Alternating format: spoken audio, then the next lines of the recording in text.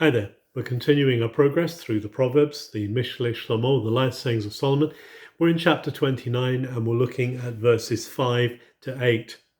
Verse 5 of Proverbs 29 says that flattering friends will actually lay a trap for their feet.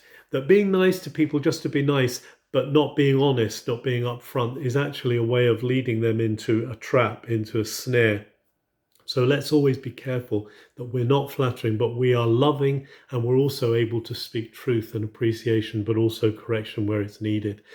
Because it then says in verse 6 that evil people are trapped by sin. Sin is something that holds on to people, and we don't want people to be trapped. We want them to be released. And therefore it says those who are righteous escape. People of integrity escape, and they shout for joy when they escape from the traps of unrighteousness.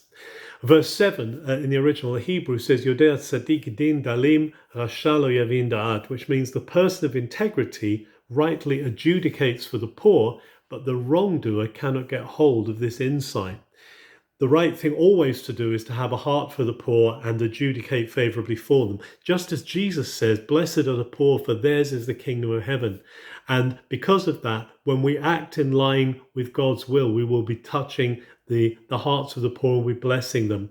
But it says that those who are doing wrong, those who are living the wrong way, those who are walking against God's way, will not have this insight and therefore will miss out being aligned to God's ways.